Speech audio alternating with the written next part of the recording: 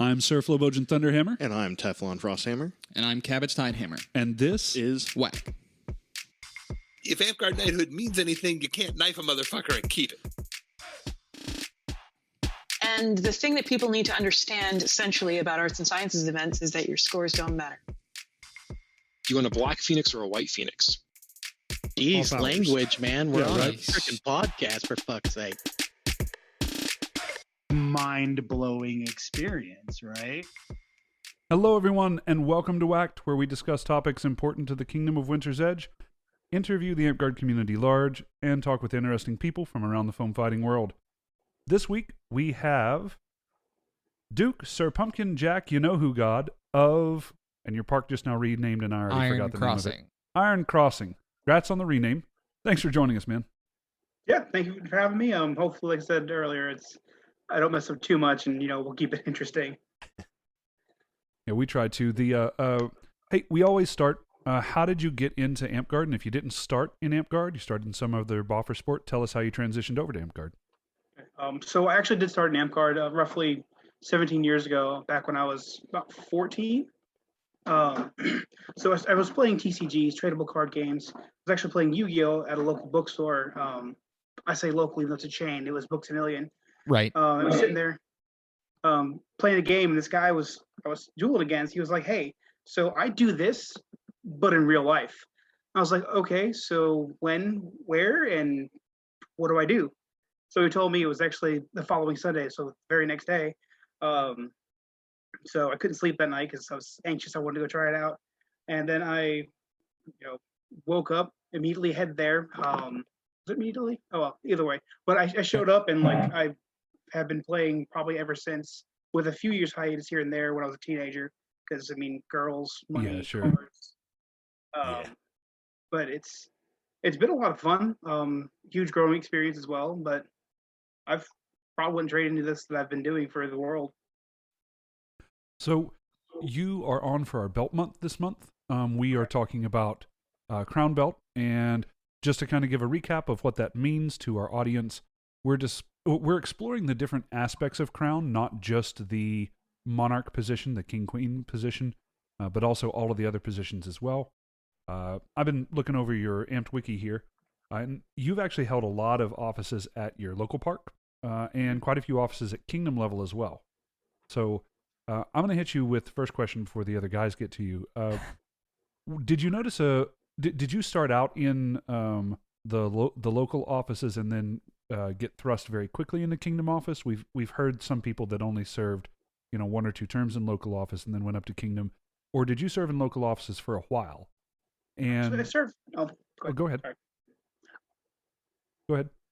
Okay, so actually I did serve in local office for a long time because there was tidbits of because the park I was at, it's transitioned over to several different parks. It started as Dragon's Keep, became Forsaken Hollow, and then became Iron Crossing, which is current incarnation. But in Dragon's Keep, I started off doing political office at about 17 years old. I was local champion, local GMR, and then I served extensively, numerous terms at local office. And it wasn't until probably, in the 2010s era is when I started doing Kingdom office, because I just didn't feel I was ready. But then when a friend of mine became king, and I could see everything he was doing, I realized it probably wasn't as bad as I was making it out to be, because everyone makes it out to be like this huge, big monster, big behemoth project to do.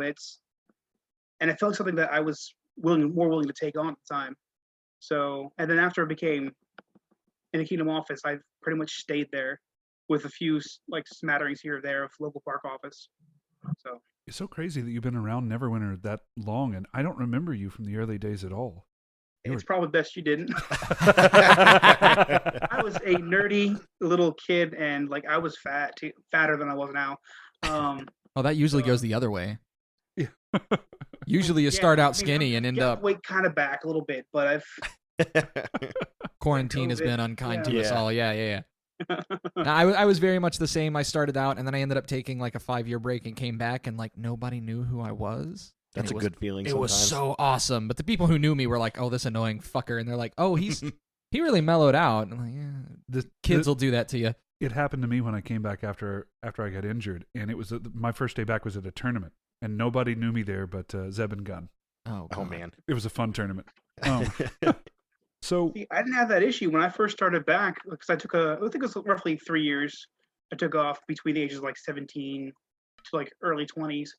And like as soon as I walked out the park, they're like, "It's PJ," and I'm like, "Oh, crap, okay." And it kind of just like everyone knew and everyone remembered who I was, mostly because I wear god awful gaudy colors. So it's you are a WhoGod. It comes with the territory, right? I think I'm the brightest one though. Man, that's saying something when you go to Neverwinter and you're the brightest one. Color-wise, I think I'm the brightest one. Fair enough. Well, either way, right? Like some of the few who can probably rank up with people color-wise are like Luna and like Regan, right? Because I wear a lot of neon colors, and so do they. So they probably have me beat in a few departments there, though. I don't know. It's one of the things I think of when I go down to Neverwinter or think about going to Neverwinter is the bright neon garb. And it's not just specifically you. It's just a general like thing that I think I'm going to see. So maybe it is just basically the 3 or 4 of you or whatever. But you guys stand out so much that it's like imprinted that everyone in Neverwinter wears that garb. The photos of the pimp-reen are burned into my brain. Yeah. I mean, we had the neon wars like a couple years back with Kelbo's last term, which was amazing to me because like everyone was wearing either bright colors or they were kind of just wearing drab, like your triad colors. Hey now. Don't worry, next time you see me in person, you can beat me up. It's cool. So, what did you gain from your time in local office? What all positions did you hold there? And then, go ahead. You had a follow-up question. Go ahead. No, it's okay. We're on a delay a little bit today, so if we talk over each other, that's why. Sorry to the audience. We've got a little bit of a delay. Also, Flo is notoriously long-winded, so if you just start talking over him, you'll stop him. Yeah, you can talk over. That is not true. I am very. You have to talk now. You have to talk now, or he's gonna go. I like hearing him talk. Seeing that beard move. See, he asks one question and then starts in on another question before you have time to actually answer it. So he's asking 2 or 3 questions at the same time. Yeah, the goal is to gish gallop you so that you can't answer all of them, and then I can pick apart the ones you don't. Isn't that how we're supposed to? Isn't that an interview? That's kind of like a girlfriend then. It's like kid will sit there and text me like 3 or 4 questions, and like I'll answer like 1 or 2, and then I get yelled at later for not answering the other 3. So, but anyway, I'm sorry. You have to repeat the question. Yeah, I was gonna say, Flo, what's the question? Because I don't remember it this time. What did your early leadership terms teach you? Something like that? Yeah. What did you take away from your early leadership terms? And I'll stop and not ask another question. I promise. Okay, so pretty much what I've garnered from my early leadership positions that you can't please everybody. No matter how hard you try, it's nigh impossible. No matter like how big or small your park is, there's always going to be somebody who. All right, so no one is going to be able to see this, but Flo finished his drink, and I'm over here shaking my head no because I know what's going to happen, and he starts to throw it towards the trash can. Which is behind our monitor. Right. PJ's looking at us on. PJ sees it near the camera and does the whole like fake fight thing on TikTok and explodes backwards. It was fantastic. Sorry. I couldn't resist that one. Sorry. It's so good. No, it was perfectly timed. So, sorry, back to before though. Like you can't please everybody. It's going to be nigh impossible. Mostly because everyone has different either agendas or different things they like. And it's just going to cause you more of a headache and more stress than is needed. I mean, I've got the gray hairs to prove it. It's like this entire place is getting silver. And I'm pretty sure most of that's from political office. Yeah, it's something that we've heard over and over again, even before Crown Month, where the you can't please everyone sentiment. And I think that we hear it so often because everyone knows that, but you don't really know that until you get put into the position and you're asked to make some tough decisions or some decisions that are relatively simple, but people are pretty divided on what they think the best solution for them is. Oh, yeah. And we've definitely seen that over the last year or so. I think every kingdom in Amtgard and possibly every other facet of our life, we've seen that no matter what decision you make for the good of the people or for whatever, you're gonna have blowback no matter what. Yeah, 100. Yeah, Cabbage mentioned this a little while ago, and I think that he was spot on with it. COVID has done one thing for us, and that is that because we've only been able to interact in this online medium, you've got to see a lot more of the person that someone is online, which could be wildly different than the person that they are when you're actually with them in real person there. People build up kind of this persona online, not on purpose, not because they're trying to be fake or anything like that, but because there is a little bit of shielding that comes with anonymity, right? Yeah, there's not the immediate repercussion of, hey, I say this thing to you, you're gonna hit me, or you're gonna say something immediately back. No, you got a few minutes to process this, so you can come back with either a wittier answer or more research, whatnot. So it's gonna definitely affect how conversations go. And sometimes for the better, because I know that Sir Roger sometimes is hard to talk to like in person. But Really he's cool a guy. really cool guy, and then he Super comes cool guy. across online so much easier to like interact with. So I love seeing his posts and stuff like that, just in general. Yeah, always very well spoken, well thought out guy. Did you have a favorite local office? Champion is the correct answer. No, it isn't. No. Oh wow. If anything, I'd probably say local region. Really? Probably one of my more favorite ones. Because a lot Unpack of that. times you're dealing with people who are usually newer than when they come to Kingdom events. Because a lot of times people can't travel to Kingdom events, so you have that small collection or that small clique of people that don't really know much or don't really know how to go about things. So you have more one-on-one time with somebody. So you can give them more resources, at least point them in the right direction. We've had several small classes back pre-COVID, of course. We had several small classes where we can teach people in person, and we can definitely give them the focus they need when it comes to doing their stuff. So is there a class that you ran or had someone run for you while you were local regent that was your favorite for any reason? Oh gosh, it's gonna be hard to remember. Like I said, I've been doing this for ages. Sure. Pick a class that you think would be fun to run in a position like that if you can't remember one that you've done specifically. Yeah. Probably one of my favorite ones actually. When Kit did her first term as Park Regent, she actually held an origami class, and it had good turnout. We also did mask painting as well during our most recent Game of Thrones reign. Oh. So just about everyone who came, who showed up, got to take home a plastic mask that they painted. So, PJ, what you mentioned a reign. I want to bump this from local office up to kingdom office, though I think that local offices can do really cool reigns as well. What have you done on kingdom level, and have you ever helped organize any of the big reign stuff? What was that like? WAK? No, I'm gonna wait because they told me to only ask one question. so first off, I'm not going to walk anywhere because that's Walk me won't be through the that. question process. Walk me through that. So let's say the first time I had to deal with a kingdom reign was when my first term as regent. It was actually my first kingdom office experience in kingdom politics, and I was working with Sir Kelbo, the late Sir Kelbo, unfortunately. And we did which one was first? It was the Highlander term. There Can Only Be One with Christopher Lambert. And I'm trying to remember what all we did. It's just it's been a long time. It feels like. I appreciate that you went with Christopher Lambert and not the Rene Russo version. No. I was raised right when it came to those because Christopher Lambert was like the original Highlander. Especially with Sean Connery, asking what's haggis, and he has like the thickest Scottish accent ever. So, and then you have Christopher Lambert, who doesn't have a Scottish accent as the Highlander, as the big Scotsman. Oh, casting back then was wonderful. So what was the theme? It was was- Highlander. It was Highlander, so we had a big battle game at the very end where it was, there could only be one person. So the last person standing was the winner of I think it was a prize. I offered up a prop sword I had from Highlander Endgame, which I thought was really cool. But I didn't really have a need for anymore, so I offered it up, and that was take home. I Okay. kind of love that idea. Yeah, right? Mm-hmm. So let me kind of let me explain what I meant when I said what was the theme.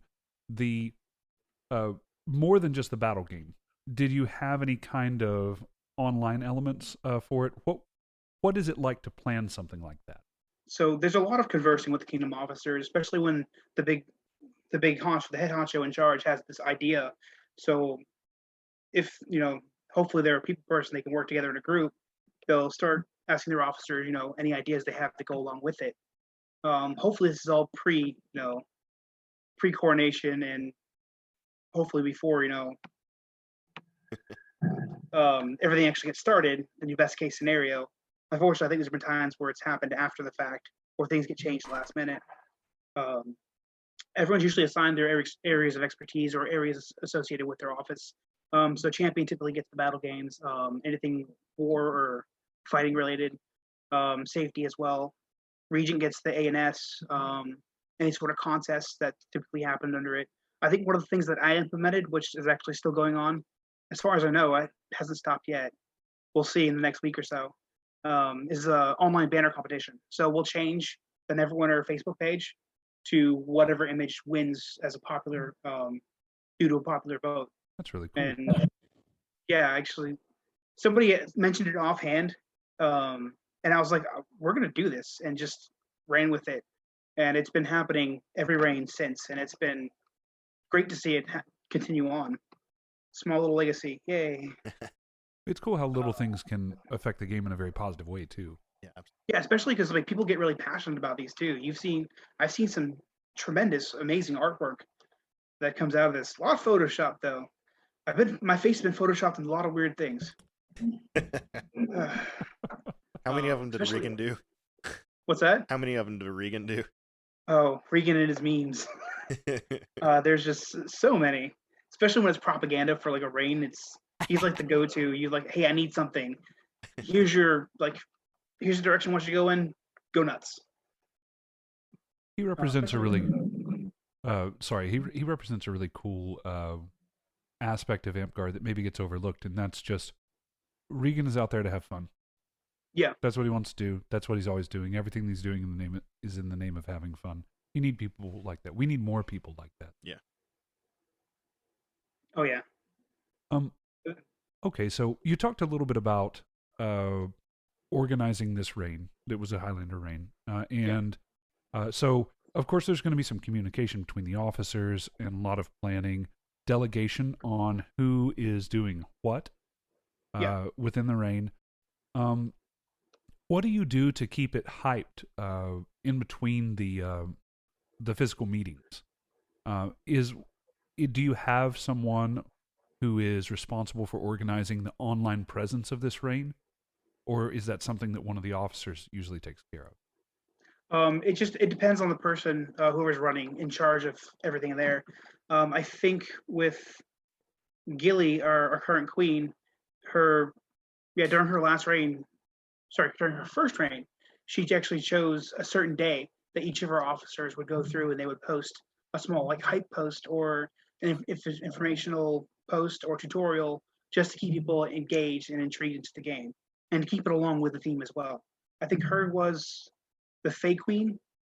Yeah, so she was going on the Fairy Kingdom, and had COVID not hit, it would have been a lot more extensive because I got to be the big bad guy, and unfortunately things hit the fan and we had to improvise some of it. Yeah. Unfortunately, everything you planned for is not going to happen. So. Right. Yeah. Whether COVID hits or not, usually everything that you plan for isn't going to happen. But it's been kind of cool seeing some of the things that people have been able to do online. I give credit to some people in our kingdom. Clover, I know, has ran several online dungeons and things like that. Mm-hmm. So the ingenuity is definitely there. It's alive and well in Amtgard. What is one of your favorite aspects of Office, either on local level or kingdom level? And then, what is one of the things that you really hate dealing with? And keep in mind, this is kind of a cut through the bullshit sort of show, Yeah. right? You know, real talk. What's something that you think is really fun, and then if you could cut one part out of the job forever, what would it be? Okay, so when it comes to like the perks and everything, when it comes to being in office, when I was king, I traveled a lot. I made it a mission to hit every park I could. I missed like 3, I think, during my terms as king, and then just showing up and meeting with everybody, and they're usually so excited to have like the Kingdom Monarchy there. Because typically I would bring another officer with me, or I'd bring some people, and like just seeing like people's faces live that you never met before, and they get to be like, "This is the king," and they're all in awe. Right. Plus, people give you presents and stuff like that. I've gotten small trinkets, so I like little things like that because people are like, "Hey, I was thinking of you. Here's this," and it's to me it kind of makes it a little better. No, that's something we've really seen throughout the podcast is the little things that people do for others is like really, really big. Probably one of the cool things though of being like king was going to clan and getting free admission. Hey. But you pay for that by being inside the meeting for all of Saturday. Right. I got Thankfully, free I had one of the admission to a shortest. Zoom call. Congrats. What's that? I said I got free admission to a Zoom call. Yeah, so did Gilly, and you guys were on that call forever. 14 hours. Like, yeah, she was so done That's hell. when that was over with. So bad. I mean, when you go to the actual physical meeting of clan, if you are Monarch, when you actually show up to the meeting, they give you sometimes they give you small trinkets too. I think I still have like most of mine. It was like a little voodoo doll of a troll, I think, and something that was in Neverwinter colors, but I don't remember what it was. That's really cool. Yeah, I think it was a little keychain owl. That's what he made out of chainmail. It was a little Oh chainmail yeah, owl. It was I've really seen cool. those. Those are really Yeah. cool. And it was done in Neverwinter's. It was blue and orange because I don't think they could find one color. So, but still, I thought it was awesome. Yeah, that's really cool.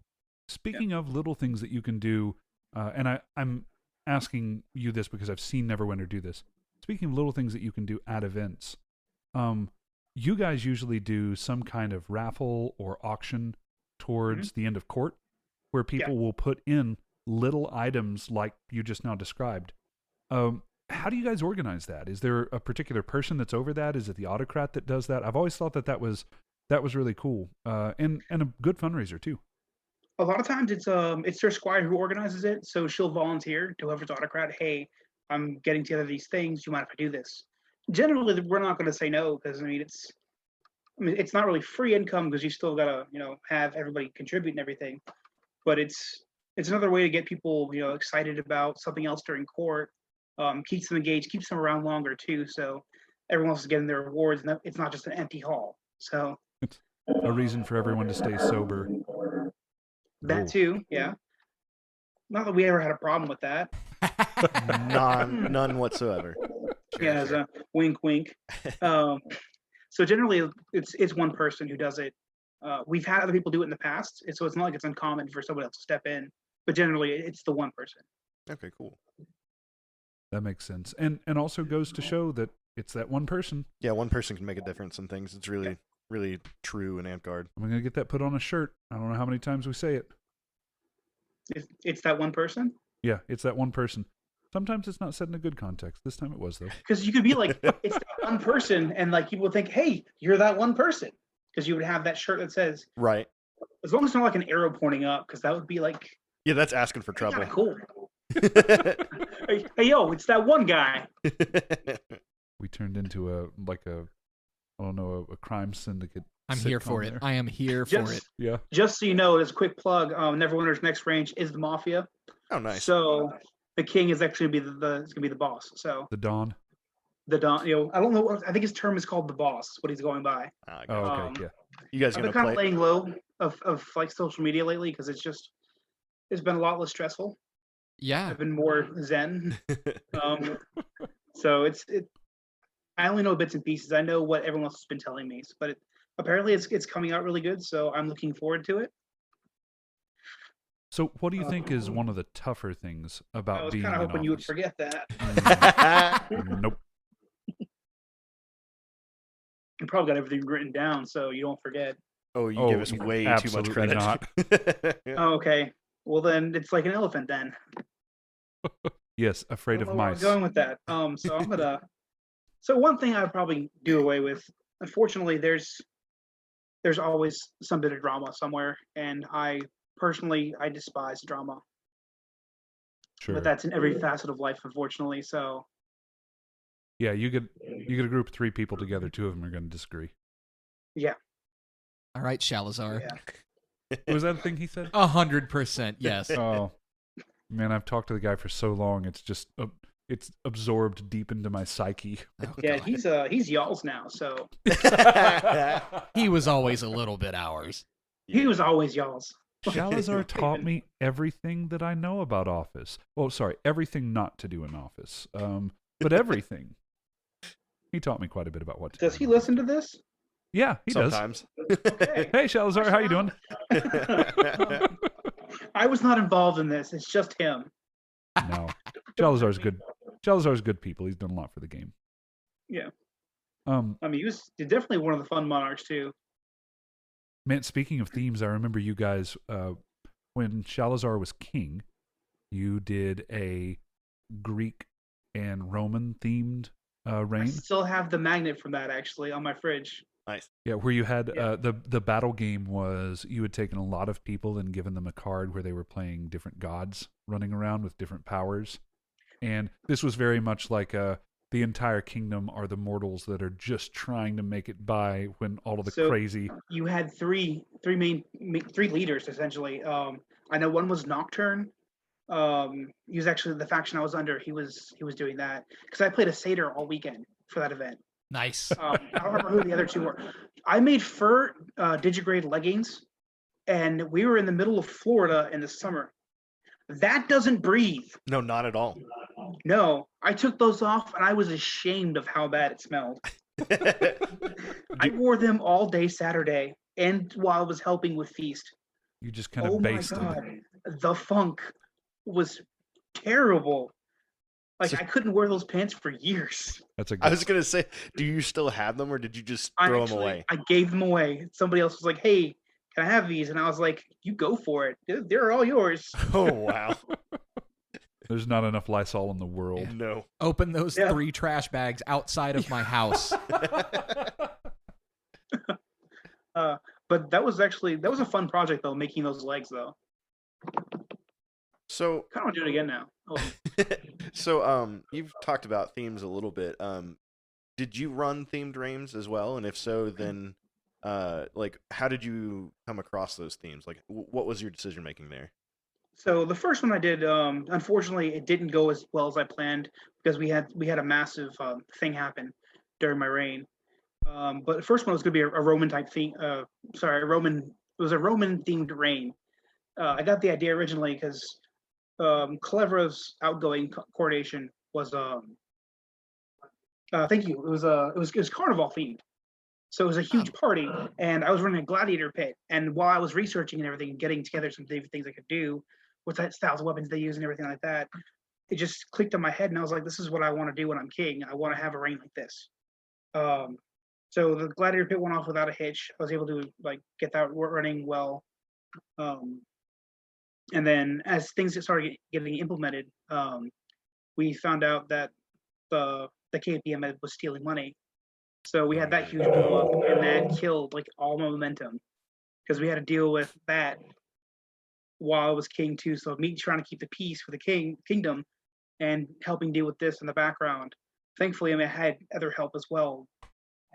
Thankfully, they did most of the work. I'm not even gonna lie; they definitely did more of the research into finding out how we could help recuperate the funds and what all we could do legally to get everything back.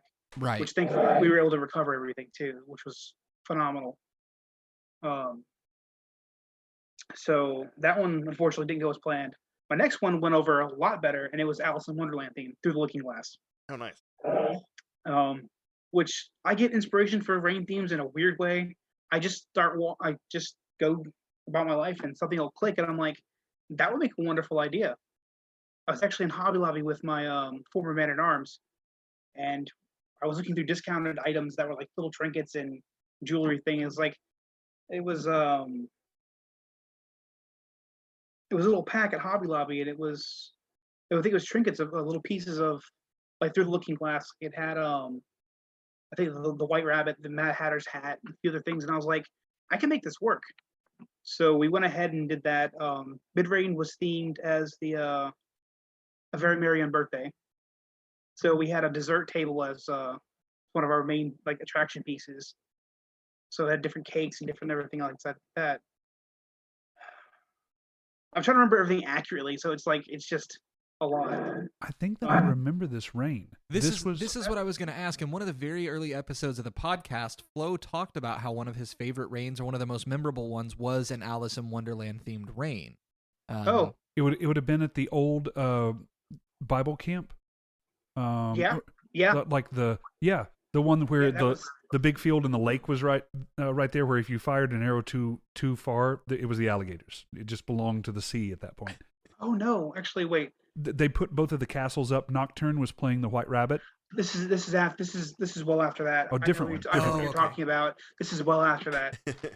Yeah, I wish I could take credit for that, but no, that wasn't mine. We haven't had castle walls in a long time, unfortunately. I miss. And I know what site you're talking about, and that was the Eustace site. That was the one that Shalzar got knighted at. Oh, cool. Oh, okay. So unfortunately, that was not mine. Mine was probably a discount version of that. No. This one was in Tampa. This one was in Brandon. It was a little. It was the one that had the cabins that were indoor and toilets go whoosh. By the way, if you are someone, because we've been talking about different positions and cratting in this one, if you're an autocrat, sites with toilets that go whoosh should be really, really high on your list. It's not a must, but it's a must. Yeah, we're fairly spoiled in Neverwinter, so we actually try to make sure we have cabins that with AC, we have toilets that actually flush properly. Unfortunately, things happen where we don't get that, but for the most part, we like to stay spoiled. You have had some absolutely amazing sites over the years. Yeah, like no joke. Where you guys hosted Olympiad? That was the Eustace site. That was the Rotary Club in Eustace. Yes, it was an amazing site and super expensive. Oh yeah, I bet. Yeah, there was some behind the scenes stuff, and we actually did lose access to that site due to some things that happened. Gotcha. So it's a kingdom story as old as time. Yeah, we found this amazing site 2 years later.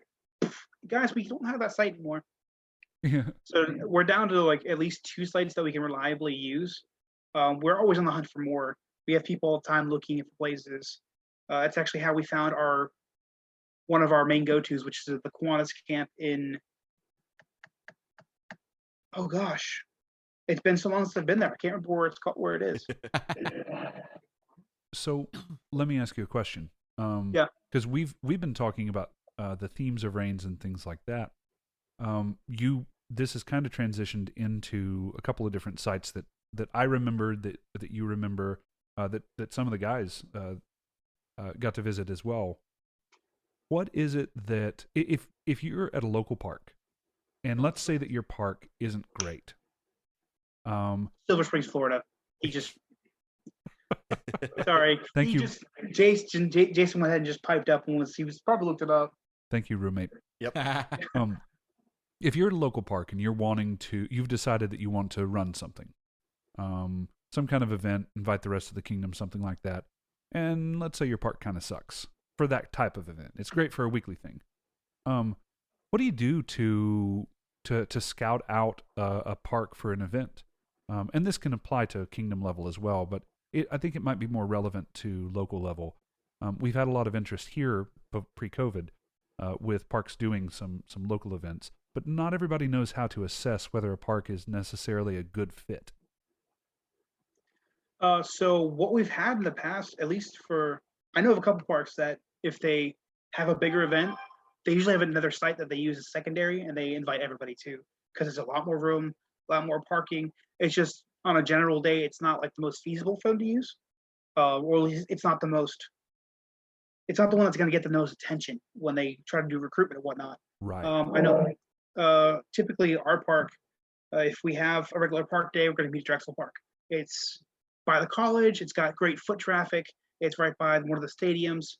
There's no bathrooms, which is a big unfortunate part, and parking kind of sucks because it's a very narrow road. You can only have parking on one side, and that's pretty much it.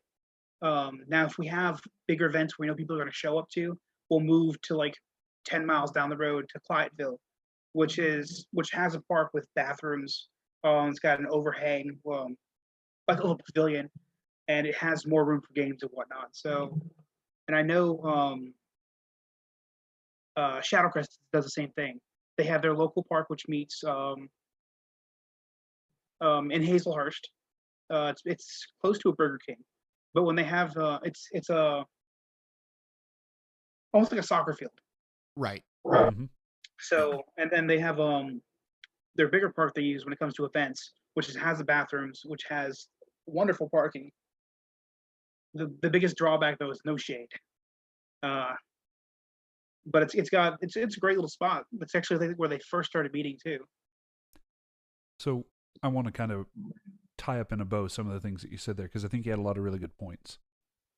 Things to consider when you're looking to do either a larger event at your park, even if no one else is coming, or you want to host some kind of event. Does your park have good parking? Does it have some kind of shelter? Or do you need a shelter? Are there bathrooms at your site or this potential site you may be going to? Is it easy to get to? Because I've seen some parks that, even with Google Maps, are just fucking hard to get to. Most of them. Yeah, right. What does it meet the space requirements for what you're wanting to do? Do you have some kind of dungeon planned, or are you going to be traipsing through the woods or something like that? And is there enough room to do that and not interfere with any of the non-com public that happens to be wandering by? I've seen soccer fields used quite a bit as a great resource, but sometimes those soccer fields have walking tracks around them as well, and that means that it's going to be tough for your archers. You don't want to hit some mom with a stroller that happened to be walking their baby around, right?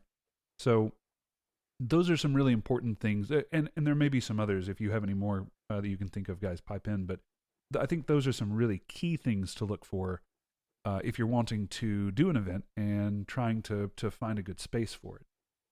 If your event's got A&S related stuff to it, then make sure you've got at least park benches with tables on them that you can set things up and things like Power that. outlets are yeah. ideal. Yeah. Generally, if I know something's going on, I'll bring some of that stuff. Like I have a 6x6 or a 3x6 table that folds up. I have a couple of folding chairs. So at least we're gonna have some sort of space. Mm-hmm. Oh, So that's perfect. if someone at your park wants to dedicate themselves to that, just to have the equipment, or if you have your park funds pulled together to possibly buy that stuff, it definitely does help out. Right. You bring up a I good wouldn't point. say go get a full generator. Unfortunately, don't. I know, but that's don't do that. Pull people to see if they happen to have some tables. Most people have something like that, some chairs, some pop-up pavilions Right. to work as some good shade. That's a really good one. We've even rented a generator for one of our quals before. That I think that I was Prime Minister at the time, and I don't remember exactly how much it was. Maybe like $40 or $50 for 8 hours. Wasn't all that bad. That's probably boomer money, so who knows if that's really the thing Boomer nowadays. money. No, but you actually bring up a good point, and I think that local parks hoard their coffers from time to time. Oh man. And tables is a good investment and things like that. The downside of what you do when you purchase things as a park is you have to have someone who holds on to it, right? But as long as it's a core person who's been in the game. It's not even as a park, as a kingdom too. Like True. most of our kingdom stuff is actually stored like 5 minutes down the road from my house. My squire and her husband actually house all of our stuff in their shed, free of charge. Oh wow. It's just the fact that we have to lug it every time we go to a kingdom event. Right. So I always have to bring my truck. He always has to bring his truck, and we load him up with all the tubs, which makes packing for our own personal stuff a little wanting at times. So Right. Do you? So this brought another question. Your park has started doing some of these things in this hypothetical. You're hosting some events. Some of them are just for your park to have fun with, and some of them, there's other parks that are coming to visit you because they like what you're doing.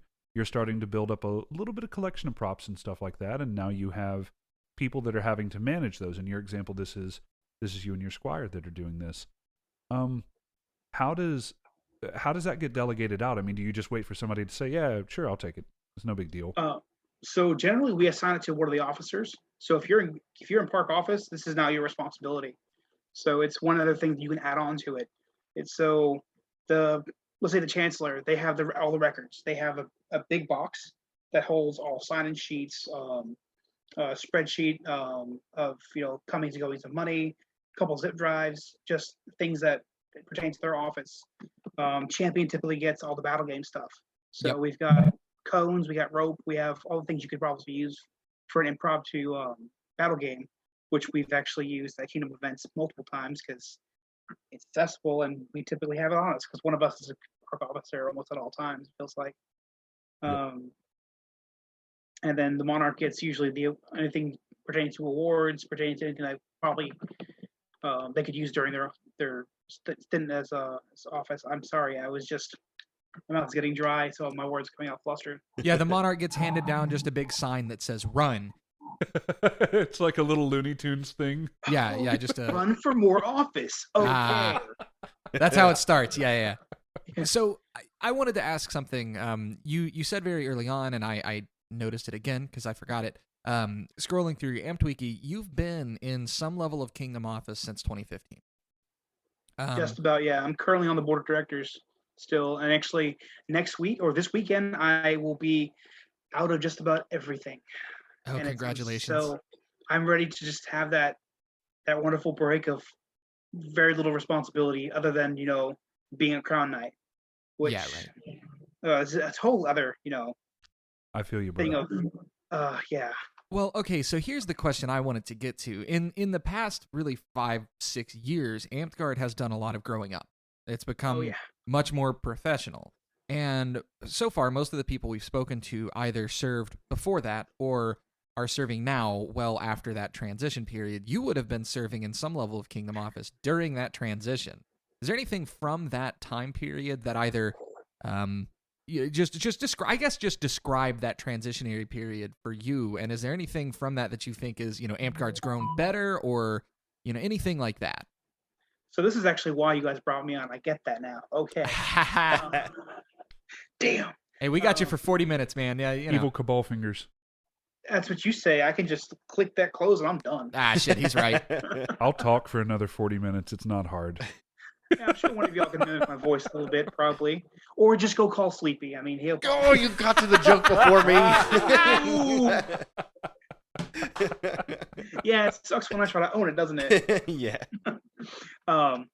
So during the transition period, like you were saying, there was a lot of things going on before it came to, I'm trying to remember all the wording and whatnot.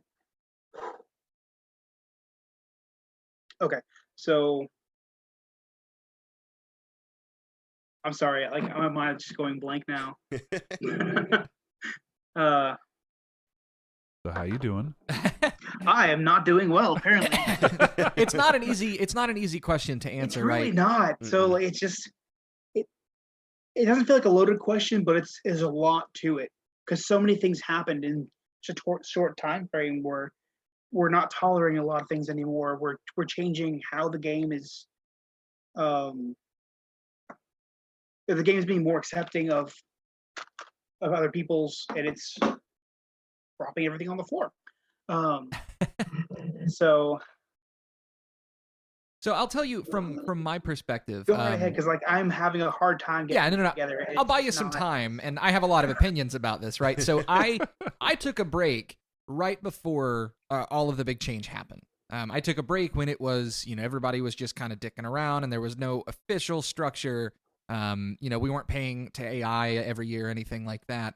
I took a break for a couple of years to raise my kid, and then I come back, and it's all very corporate. Everything is every kingdom is a 501c3 nonprofit.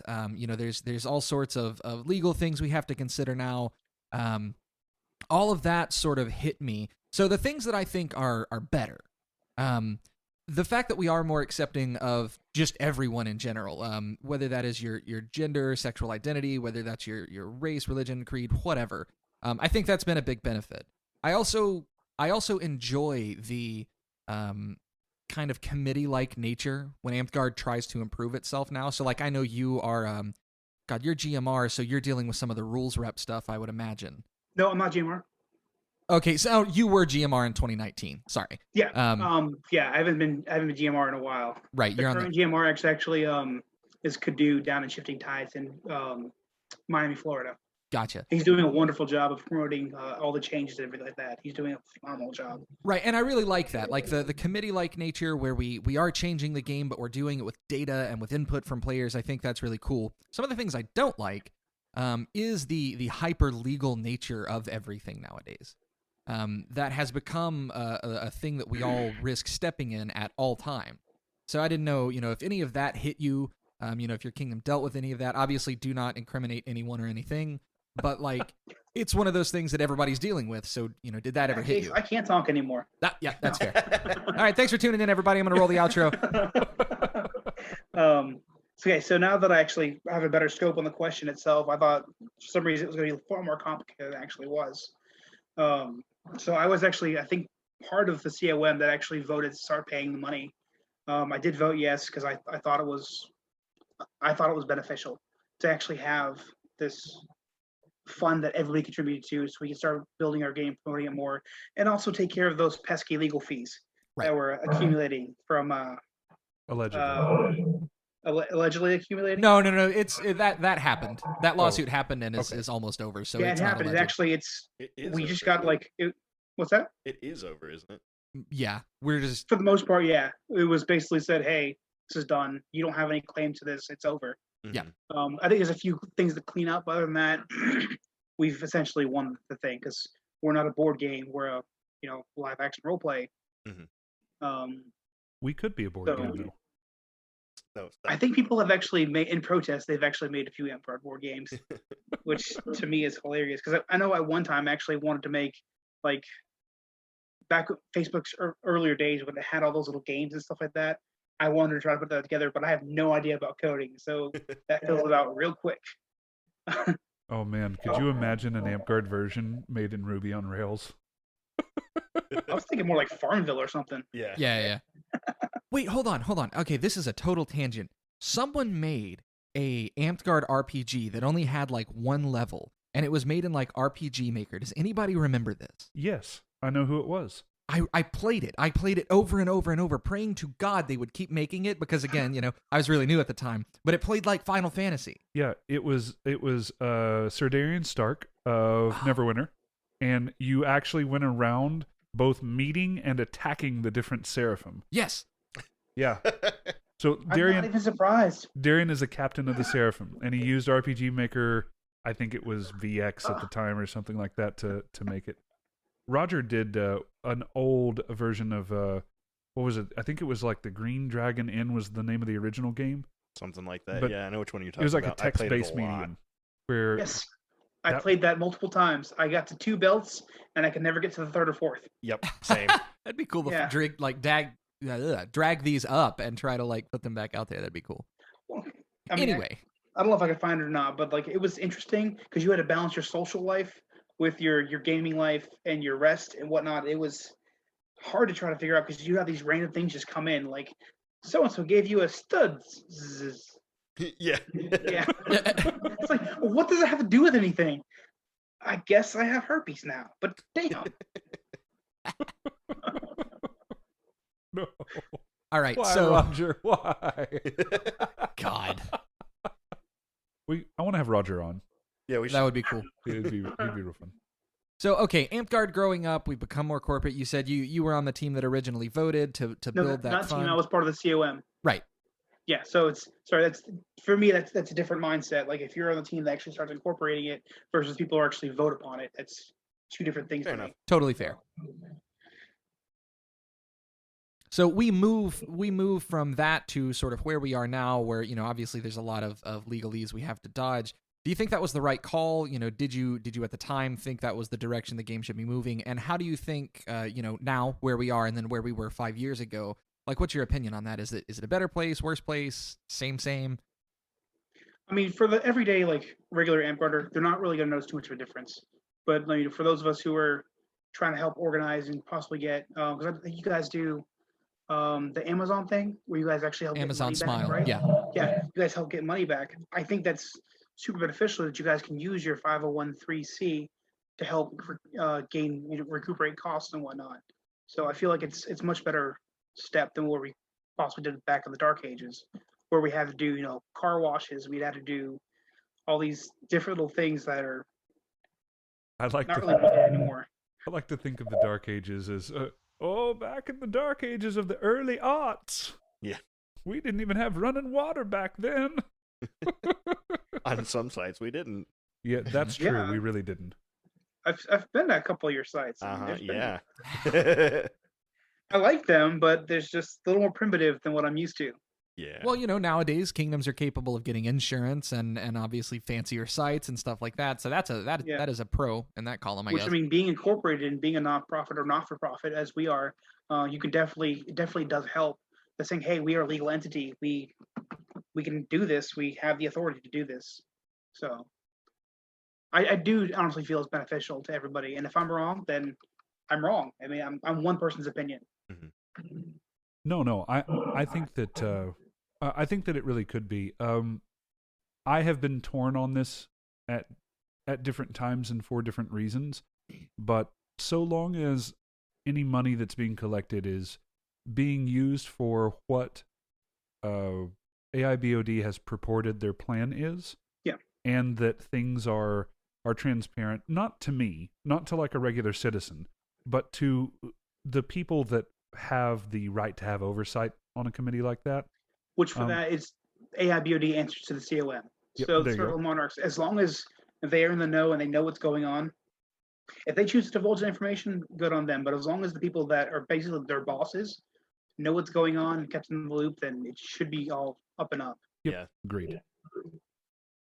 Agreed. There's a lot of good things that could come from having an concerted advertising for the game as a whole, and it could be bad too. We don't know. This is uncharted territory for us. Mm-hmm. I mean, having nationwide advertising could be the best thing ever, or it could be super toxic. We don't know yet, but that's what we're trying to find out. So right. Yeah, I didn't really have a goal with that question. It's one of those things where you're one of the few people we've talked to who actually served during that transition. So just kind of getting your feel on it and things like that. Yeah, it's just I've never really put that together in an actual thought. So getting it together is it's rough for me because my brain is really weird at times. Oh no, go ahead and unpack your trauma live on air. It's totally fine. Let's not do that. I don't want to scar anybody, and I don't want to sit here in a fetal position crying all night because fair. I can't handle my life anymore. I'm not paying you guys enough for this. We appreciate your generous contribution of $0. Right. Means you guys can hang up at any time. My therapist doesn't. Yeah, right. Have you done any kind of fundraising or anything like that? Do you have any experience in doing small or large scale? I mean, I dragged that question out for a while, didn't I? I do that. God, I never really noticed it in myself, but it's bad. Just things to work on. It's okay. We're here for you. Has this become my therapy session now? That'll be $19.99. Yeah. It's actually an intervention. Yeah. Everybody pull out your letter that you wrote for Flo. Hold on, let me get the sign. Jeff, it's broken. Jeff, your letter is just a K. Yeah. So does that mean ketamine? Does that mean it's K for quit it?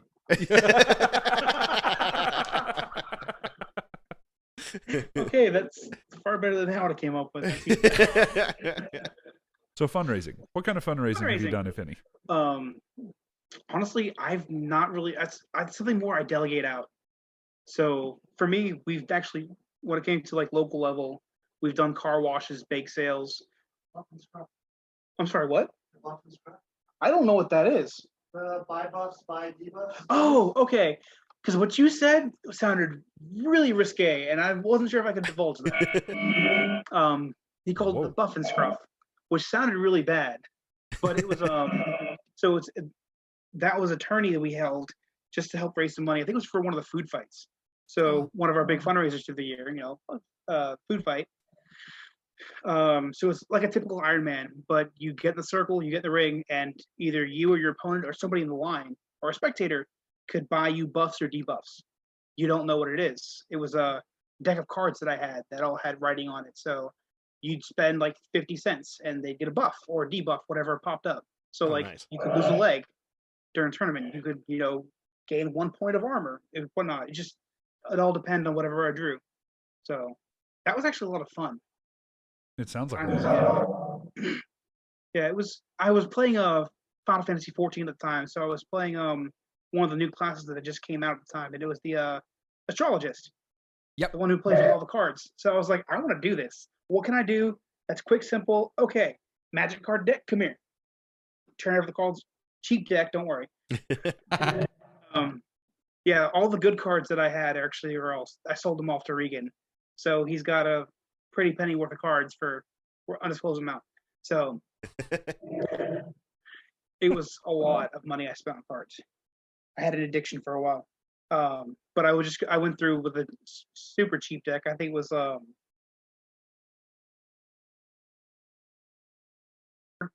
put down a buff, put down stuff I could just find throughout the rule book and just toss it in there. And the day came for the tournament and everyone enjoyed it. So to me, it was a win. Jay is crying right now at the thought of lost Magic cards. No, I think he sold out of his collection too, a little bit. Some, I think. So let's circle around a little bit. You had said that Regent was your favorite position at local. Does that change on a kingdom level? All the positions I've ran all but one, unfortunately. I haven't ran champion yet, but it's in the future. So yeah, I want to hold all five because it's one of the goals of mine. Plus, I mean, if you do roll enough and you hold all five, you get a fancy title. So wait, yeah, Grand Marquis is only recognized in 2 kingdoms, but still, to me, it's kind of cool. Oh. Flo's a cheater. Yeah. Flo's a cheater. Flo's a cheater. Yeah, he has a Grand Marquis, but he hasn't held Monarch. Bastard. No, I have a Marquis. Oh, it's a Marquis, not a Grand Marquis. Is actually a different title entirely. Yeah, yeah. It's, I just remember in our Marquis. order of precedence, it's actually, I think it's actually not on the order of precedence. Yeah. One there is Grand Duke for us. Yeah, so like you've got the Grand Marquis and Flo has the Biz Marquis, and they're two totally different things. I hate this. Go home. I think I'm not sure. I don't remember which is higher. I mean, depends on, I guess, where you look, Marquis or the Duke. Let's see. I have Amtwiki pulled up. I actually think Duke is higher. Yeah, I think. Let's see here. People care about the person that's doing paperwork, but they don't care that. Right. We give them count. Are you looking it up or? Yeah, I am. Okay. It's got them in every possible language right now. Is the? Oh no, I just have. All the little okay. subtitles and whatnot, the alternate titles. Yeah, the alternates. So let's see. It goes Grand Duke, Archduke, Duke, Marquis. Oh, okay. And then, but there's no Grand Marquis. So that's the. Yeah. So let's insert Grand Marquis right above Marquis then, because that would make sense. Okay, I mean, you could be a car. Put a car right there. Yeah, There's like no room between us. Yeah, right. Like Marquis, only grandeur, granted in Neverwinter and Golden Vale to someone who has served as Kingdom Monarch, Regent, Prime Minister, and Champion. Oh, that's neat. See? New trivia. Why is GMR left out of that one? Because at the time, GMR didn't count towards a crown belt. Oh, you're right. You're right. Yeah, this is back in the old standards, back before we had the point conversion, or during the time we had the point conversion versus the actual ladder awards. I have been all of those offices but one. And that was Monarch. Oh, yeah, I've never been Monarch. Yeah, that's right, because you were trying to be the first king of Winter's Edge, and Chase just barely beat you out. No, Chase did not beat me out. I beat myself out. I failed the test. Okay. Yeah. So that's great wording.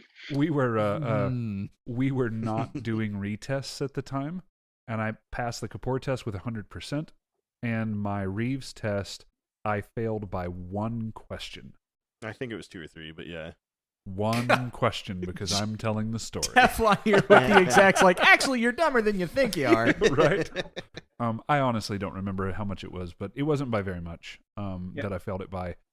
And we weren't doing retesting of any kind Yeah. at that time. So it went to Chase. And the people that were handling it did give me a call and let me know what was going on, and we talked about what it meant.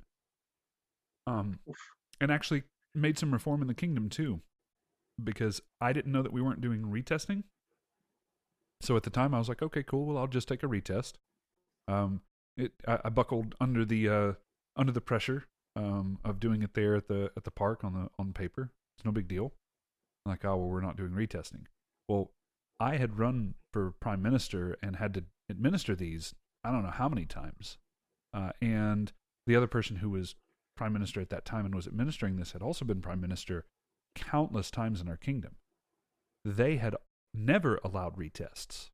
I had always allowed retest. And both of us just assumed that the other one was doing it the exact same way that we were. It was fundamental breakdown in communication.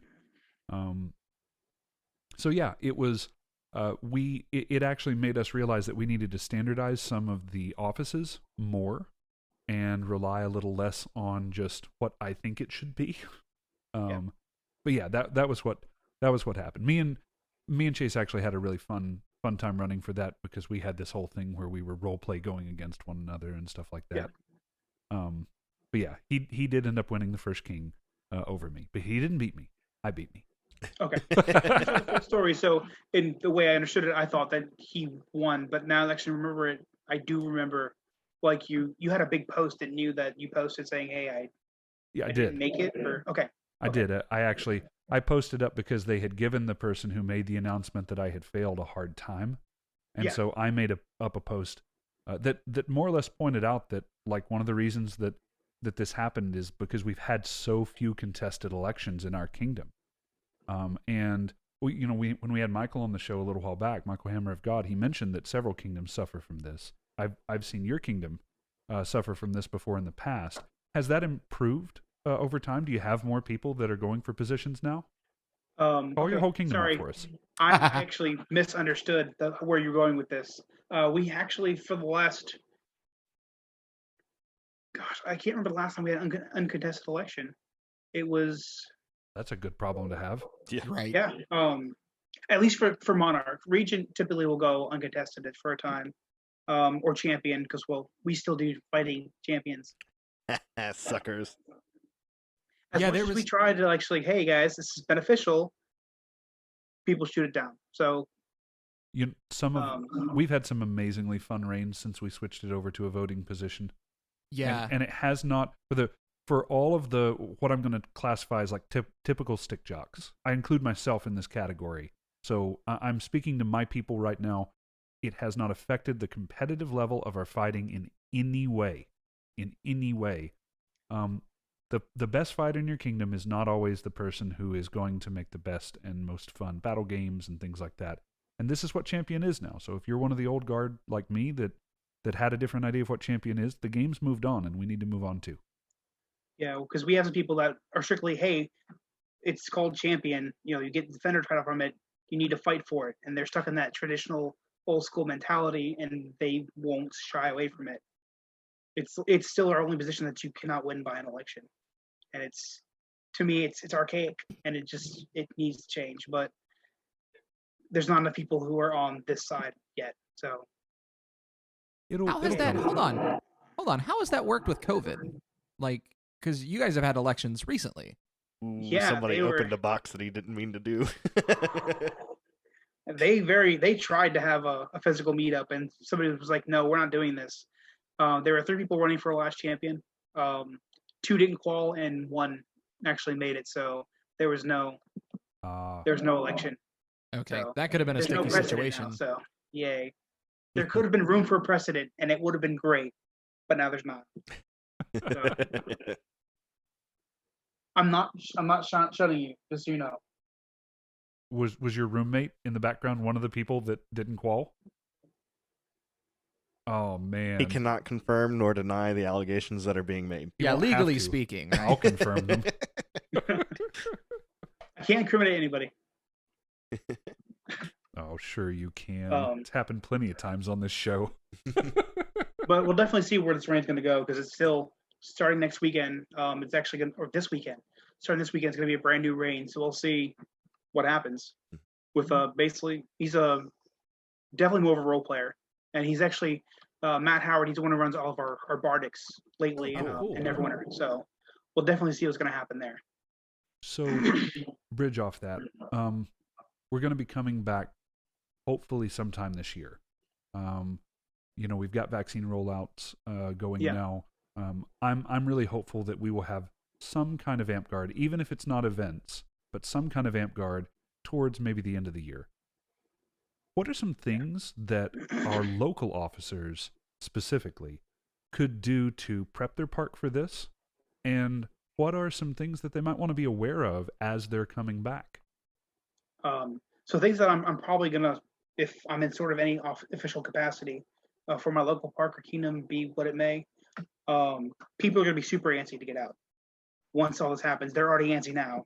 So start doing your research on recruitment. Start doing all of your meetups, your any other free advertising that your city might offer, that your community might offer, just to try to take advantage of that. Sorry.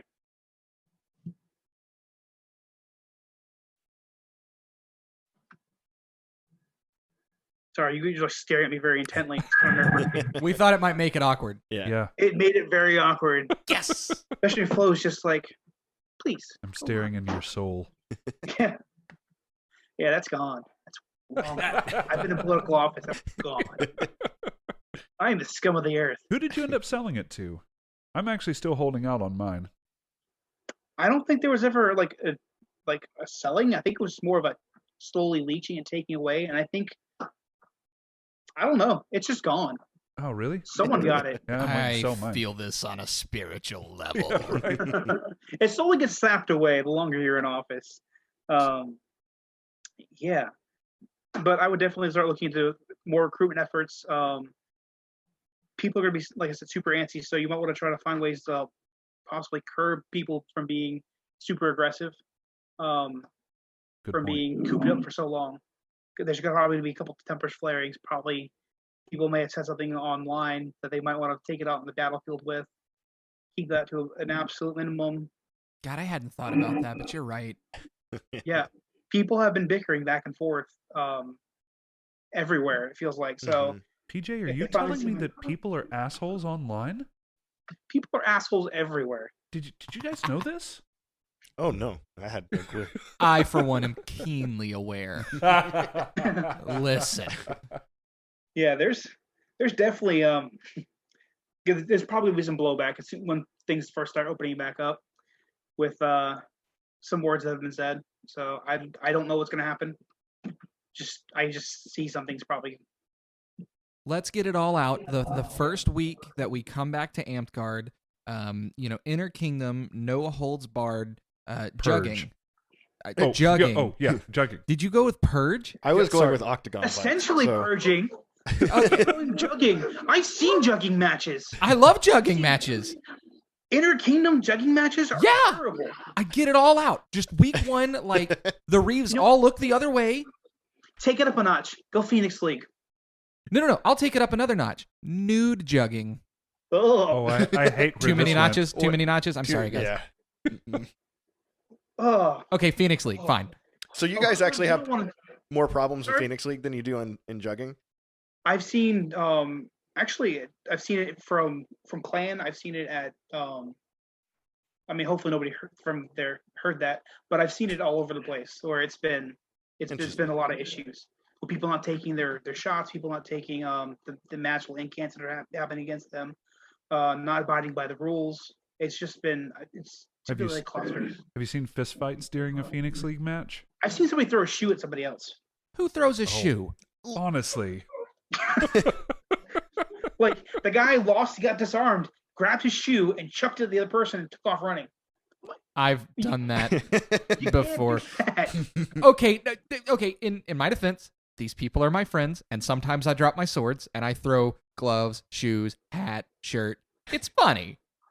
Okay, in the right context. They have been friends because they were part of the same company on opposite teams, but still, in a professional environment, you still shouldn't do that. Fair. There's nothing Especially if you professional don't about the know. jugging field. Hey, he was leaving it all on the field. Literally all on the field. Shoes, socks, everything. Swords. Yeah, right. Dignity, oh, it's been gone. Yeah, it's a dignity. I watched He you, learns. There's no dignity. I watched you like it. What's the name of the speary guy who jumps and does the crazy speary thing? Drive. Oh, In the movie, the famous Greek Achilles. Achilles. I watched you fucking Achilles someone on a jugging field going sword board, which take your shot to get got. What? it was the poleman. You were in the air for 5 seconds, and they just watched horrified as you crashed into them. I mean, it was a Pullman, so they probably put him there, right? Yeah. Yeah, right. I am Those 290 pounds of not staying in the air for 5 seconds. I would have been impressed. It's like, is he ever going to come down? I'd have been terrified. What's that landing gonna do to me? Right. So let's move a little bit. So with COVID in mind, I assume you guys also moved to somewhat of an online format for the kingdom. Is there anything that you've done online that you think might be beneficial to keep once we are able to meet in person? Like me personally, because I've been kind of taking this like a step back. I've been watching and Sure. letting everybody else do their stuff because it's been a very taxing year. Mm-hmm. I'm not even gonna lie. Mostly like I've been focused on my mental health and everything else, so it's been an interesting conversion to get everything else taken care of. So, but there's been a lot of things that I've seen that could probably be very beneficial. Like all these D&D campaigns that are happening right now are phenomenal, and they should probably still have maybe not a huge active part, but they should probably still be incorporated because it's been a nice outlet for a lot of people. And I'm pretty sure a lot of people have made friends with people they've never really talked to or haven't had the courage to talk to in person because, let's face it, some people can be intimidating. I mean, and some people are very shy. We get them behind a keyboard and like they develop that persona, like you were saying earlier. So it definitely would be a way to help everyone stay more connected. So Yeah, absolutely. Well, I also like the idea of being able to sort of continue a rain theme online, like even when, in those spaces between events or anything like that, you can keep your rain theme going with a D&D campaign or with a lot of coordinated, online persona posting, right? Like that could be a really cool way to keep stuff going, and we've all learned to do that. Yeah, that's been a thing for us though. We typically do little RP posts.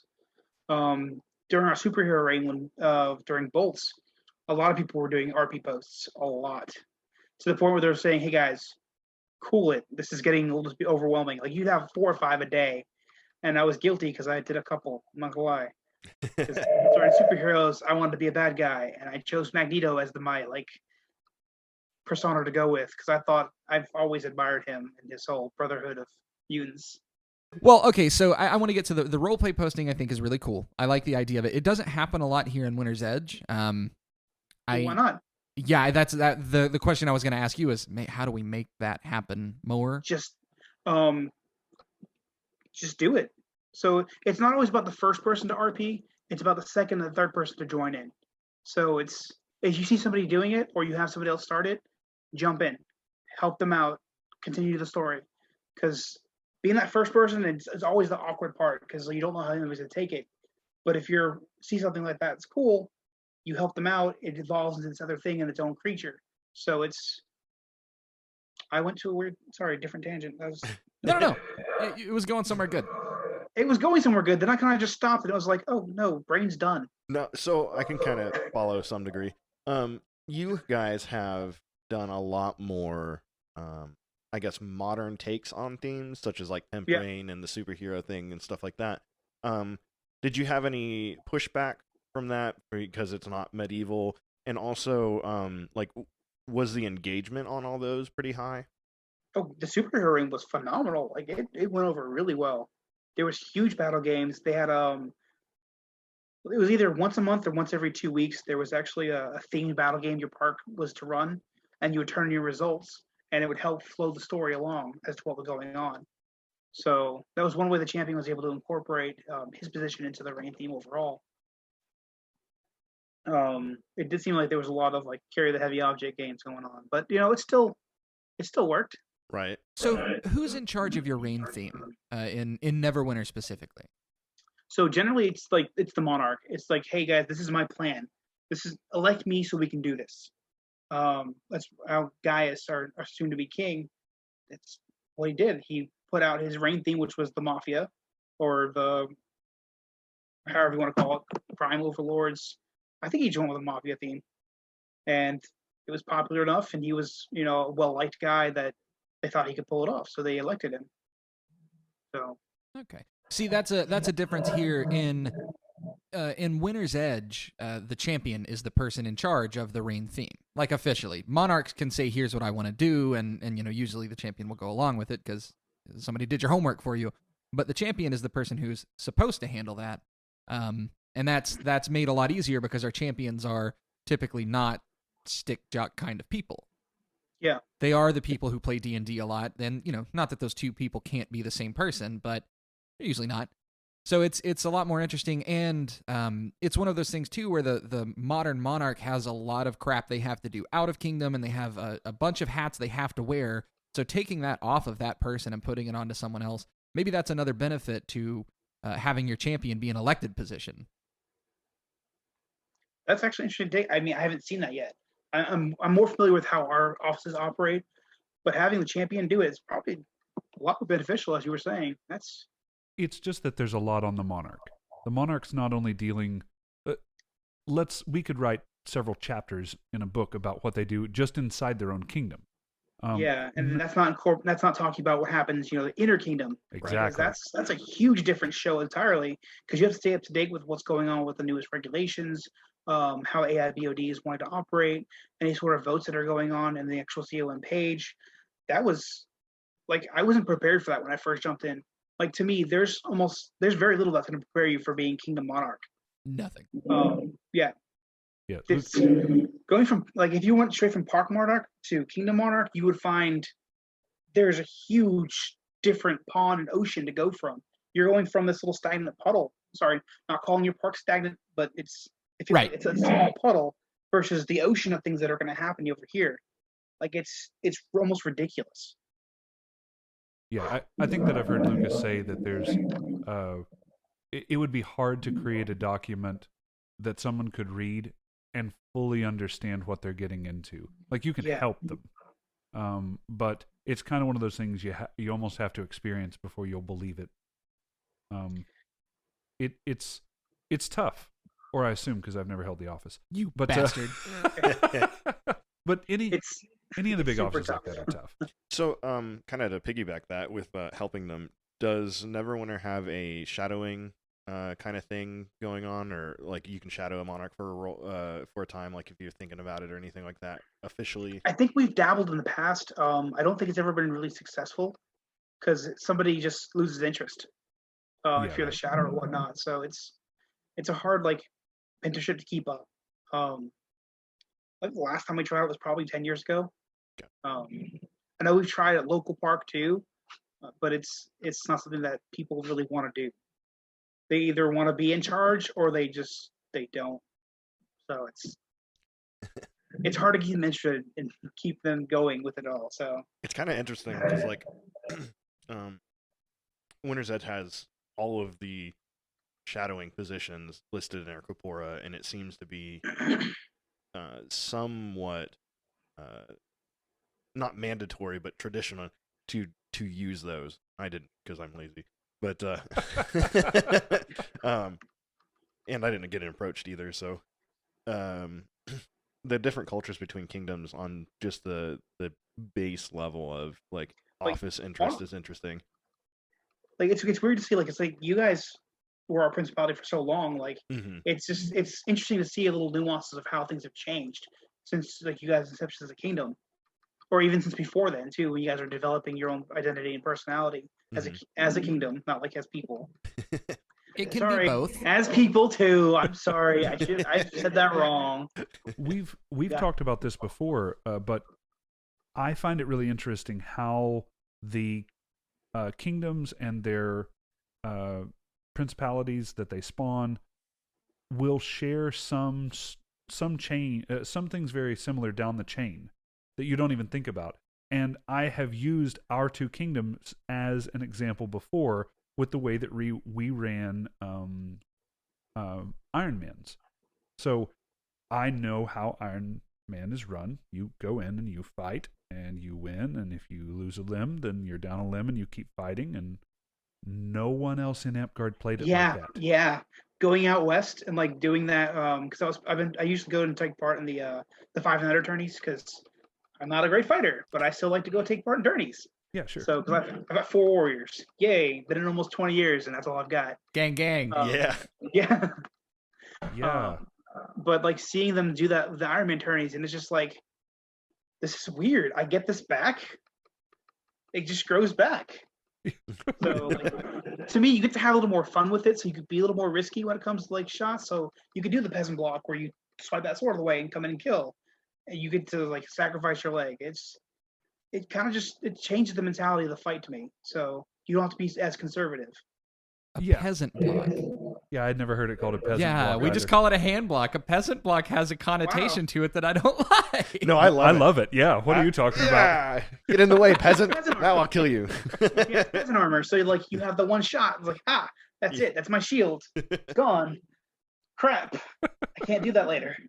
Ugh. That's fair. You just need more peasants. Don't worry about it. But yeah, we were your principality for a very long time. We learned how to run those Iron Mans from you.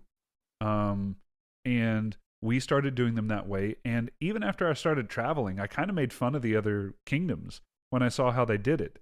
It never occurred to me that we might be the only ones that are doing it differently, and that there were really good reasons why they did it the way that they did. But it just goes to show, and I use that on a macro level, on kingdom to principality, because groups do that as well. You'll have groups that spawn off of other groups. Mechia in our kingdom, for example, spawned off of another park that was nearby. They were somewhat close when they started up. Yeah, DH. A lot of their members were DH members when they had first started up.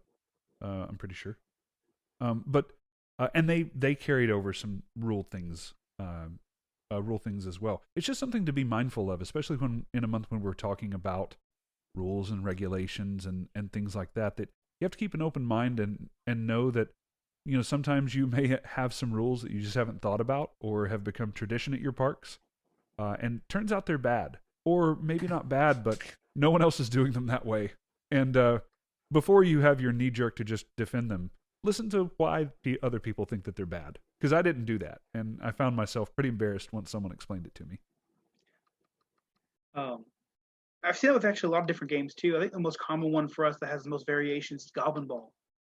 Oh yeah, I love Goblin Ball. You go to every park in the kingdom, it feels like they each have some different little nuance to the rule. I know like Kestrel Keep doesn't use a ball; they use a sack. We've done that. But that's their tradition. Like use a sack, so it's like it's different to manipulate. So you can actually carry it with your sword if you can get it right. I think the most common one though is if it touches you, the ball or whatever you're using, you're dead. That's the most common one that I've seen that works together. Your respawn points I've seen change. Your life, if you have life counts at all, your weapon styles. So I think we used Chachi as our ball once. That kind of tracks. What's to be honest? Well, yeah, I'm just trying to figure out. There's probably a statute of limitations on that's passed by now, so it's fine. Do you guys he was have a crazy kid. Yeah, he was. Do you guys have a Goblin King that can change rules as the game's going on? No, but we actually do have a goblin like overlord at our park, Gercha. We You would. guys are familiar with Cub at all? Oh, I love. Man, it's Is been a Cub long time. playing again?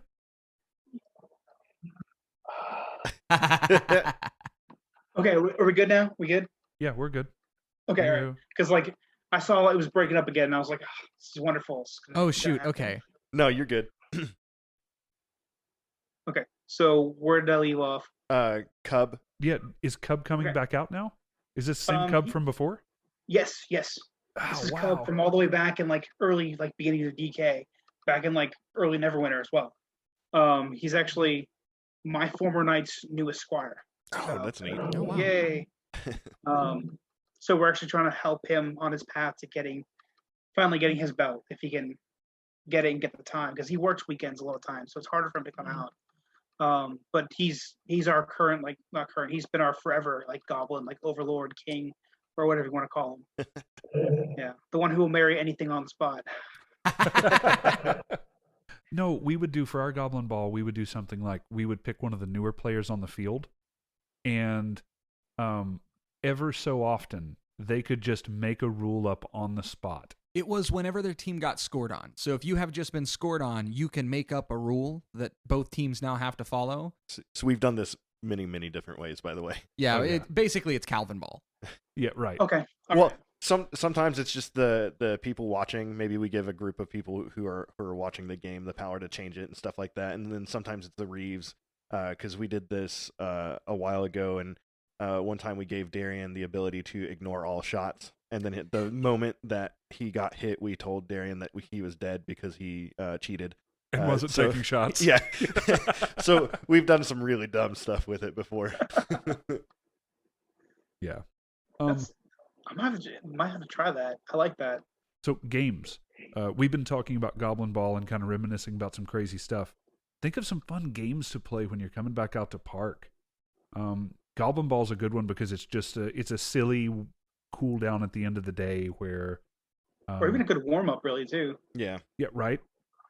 Though Goblin Ball can get kind of crazy. Well, but for those of the listening from Winter's Edge, we usually call it Orc Ball, but it's roughly the same thing. And again, much like jugging, there's some like regional differences and stuff like that too. Yeah, there are. But it's a great game too. That's not super competitive. Its basis is meant to be kind of silly and fun and funny. It's definitely one of the more lighthearted aspects of our game, which is wonderful. Yeah, right.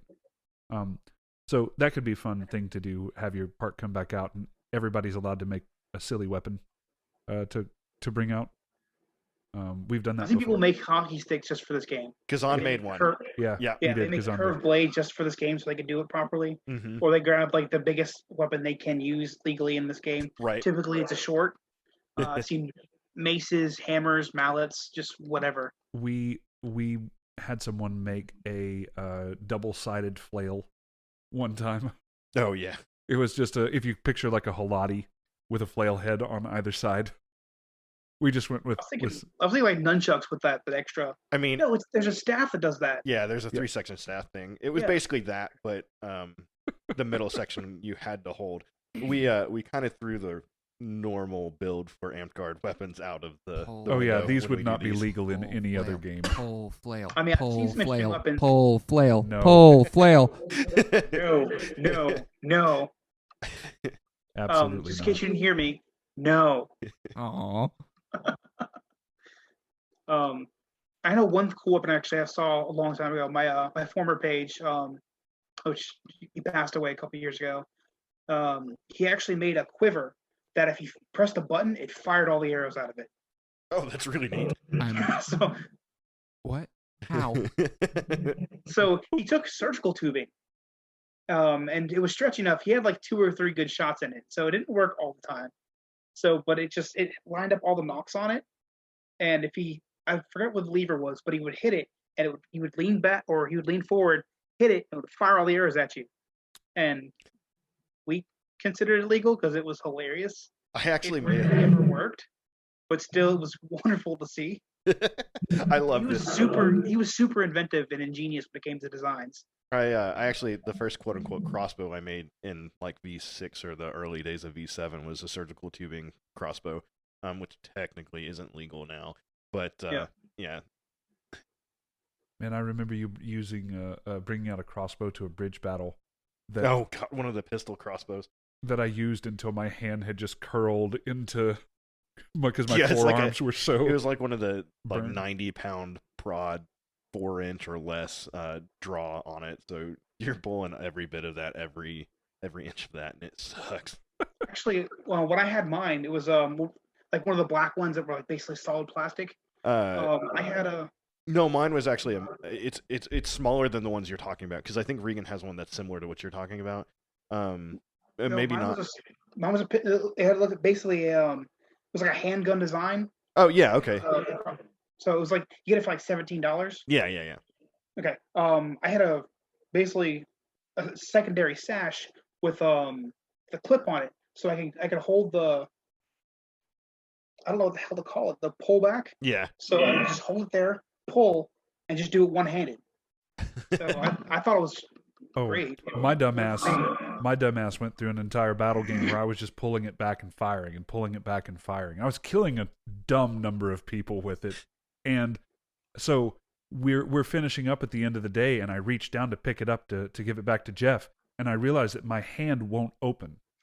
Like I'm just completely like locked up from sitting there pulling the thing back. And so now I'm freaking out because my brain is sending all of the signals to tell my hand to open up, and my hand's like, nope, we're not doing this. That was my first experience with the crossbow, and I've loved it ever since. So since we're talking about games, actually, and you haven't held the position yet, do you have any plans currently for your potential champion term? Not currently, because I don't know how long the future is going to be. I don't want to have a plan set and then something else gets derailed and I have to change it entirely. So it'll probably happen when I make my declaration. I'll probably have more of a concrete plan going in, and also I want to know who I'm working with. So some plans work better with some people than opposed to others. So I don't want to have this solid thing and then it gets, like I said, derailed. So. Right. That's fair. One of the positions we don't actually talk about too much is KGMR, and you have served in that. Yeah. What was I guess your favorite moments, or what was some of the things that you did on a regular basis with it? So when my goal for actual Kingdom GMR was to get people's reefs qualified, because we didn't have very many Kingdom reefs, so it was a very, very small number. So I put out a test. It was super simple. Basically, if you can understand the rule book, if you can find where the question is in the rule book, then you should be mostly okay. It was probably a bad thing, but I wanted to give it a shot. It worked out. We had numerous people qualified. They were mostly knowledgeable, but whatever they didn't know, they could look up in the book. So, I mean, that's how I always look at it too. Like, the more traditional in Winter's Edge thing is that the tests are semi-hard to kind of hard, and they're not open book. And I've always disliked that because I feel like for Reeves, you should be knowledgeable, but if you can track down where that rule or something is, it's almost more important than just being able to do it through rote memory, and probably more important, honestly, in my opinion. Though we are starting to reach the normal end of our podcast, so that means it's story time. Oh boy. Yeah. One of my favorite parts of it. So, oof. Fun, funny, or crazy story? I mean, the most popular one I tell usually is the one how I got my name. All right. Oh yeah. Pumpkin Jack isn't a very like normal name. People think it's I get it for Nightmare Before Christmas. I don't. I've watched the movie. Kind of enjoyed it. It's not my favorite thing in the world, but it's. So I went to SKBC back in 2005. That was one of the last times. Not one of the last times. Yes. It's when it was in Atlanta, right? I think it was one of the last times it was held in the Southeast. Because the most recent time was when you guys held it, 2019, 2020. I don't remember. It would not have been 2020. No, 18, Oh, yeah. 18, Yeah. I think. He's saying 2018, so probably 2018. Yeah. So prior to that, it had been 13 years. So I went there with some friends. I was a teenager at the time. We were taking classes, ditching all day. I go back to my encampment. We were staying in one of the cabins. I don't remember where this site was. It was a huge site. Is it Atlanta? Because I think It It was was towards yeah. Atlanta, yeah. And I'm walking back to my cabin, and there's a Duck. I don't know if you guys are familiar with him at all. yeah. Yep. Yeah. Duck and Snackback, who was going by, oh gosh, Petrie at the time. This is why I never remember who he is. He changed his name. Yeah. Yeah, but his real name is Matthew Wiley. We call him Wiley for the most part. But they were hanging out by the cabin, and they were Yeah. they were imbibing. They were a little intoxicated, and I hear from Duck's mouth, "Look at Bruce walking up looking like Pumpkin Jack and shit." I'm just like, what? And I look down, and I have the most atrocious looking garb on. It's kind of covered in mud, but it's a nice dark brown tunic. I have goldenrod on one side of my pant leggings, and I have Dayglow orange on the other side. So I look like walking autumn. So I was like, no, dude, don't call me that. And they just kept pestering me all weekend. So for like the next like couple weeks, that's all I heard whenever I went anywhere with them or whenever I saw them. Eventually, I kind of just embraced it, and like it just became a thing that just stuck. So it's. I wouldn't know anything about that kind of naming. We don't get to pick our names. No, either you choose one and it works really well for you, or somebody chooses one for you and it sticks. And I'm you're really done. curious if that's really a Winter's Edge and Neverwinter thing, or if that's like an all-over Amtgard thing. Yeah, I don't know, because I'd been through like 3 different persona names at the time. Right. So I was on my 3rd or 4th, and like it just, that's the one that just kind of stuck with me. What are your other persona names? Well, these are ones I haven't used in ages. My first one I'd gotten from a book called Sabriel, and it's actually one of the bells. It's Dyrim, Dyrim. It's a tiny little tinkling bell. So I thought it was cool. I went by Drum. From another book by the same author, actually. He was a big guy. He spoke with a very low, quiet voice, but he was also like telepathic, so he can move things with his mind. And then I had Samuel, and that was pretty much it. And the one that stuck is the most asinine of them all. So. In a way, I think it's kind of humbling, right? Because everybody wants to pick the most badass name. You know, I'm Grog, the Destroyer of Worlds, and it's like, no, you're Cabbage. Oh, I don't want to be Cabbage. Yeah, but you're fucking I Cabbage. never wanted to be like the biggest badass. I was a socially awkward 14-year-old teenager who, you know, was still in a shell. Mm-hmm. So I didn't want to like draw too much attention to myself. And I kind of just, once that happened, I mean, I just kind of, you know, adopted that and became a persona and became more outgoing, started wearing those god-awful colors, and yeah. The garb change helps. Yeah. New name, new look. Actually, I didn't start wearing garb like my colors until probably 2008, 2009. So there's still like another 4 years of me just wearing whatever I can make or find. So. It's funny because 2008, 2009, 2010 is when I first remember meeting you. I'm sure that we met before then. It's very likely, but I said I was a socially awkward kid, and I didn't really like interact with a lot of people unless I knew them like prior. So yeah, you probably wouldn't remember me even if we had talked. So in your defense, new people are scary. Yeah, right. Yeah, I mean, there was one time I remember like I just met this guy who'd been playing a while apparently, but hadn't been out in the park in a while, and I hit him like kind of hard in the ribs, and I was like 15 and wasn't thinking about it, and he throws down his sword and tries to pick a fight with me, and I'm like, dude, and I just walk off, and like his brother ended up coming and like trying to confront me, or not confront me, but you know, tell me he's just a hothead. He's, you know, he's kind of a dick. Yeah, right. Yeah, but like that was a very intimidating moment. Like I didn't want that to happen again. Yeah. Again, you don't get to pick your names, but you do get to pick your fights. And walking away from that one's probably the right thing to do. Yep. Yeah, especially because he's probably twice my age and very much twice my size. Hey, thanks so much for coming on, man. Oh, sorry. Yeah, go ahead. No, sorry. Again, we got a little bit of delay. Thanks so much for coming on, man. Had a lot of fun talking to you. Just quick recap here.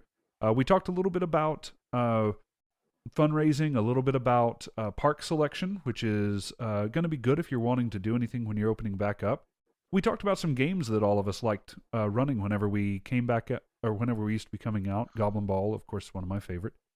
A little bit about some of the offices and the responsibilities and the difference that you see from local office to kingdom office, some things that you liked about both and didn't like about both, as I reminded you. It was a lot of fun. Thanks again for coming on, man. I had a lot of fun. Lucas, you want to go ahead and roll us out? Yeah, sure thing. Hey everyone, thanks for listening. If you liked what you heard, be sure to subscribe to our podcast on YouTube or Spotify to get notified about new episodes. And make sure to follow us on Facebook for announcements and more.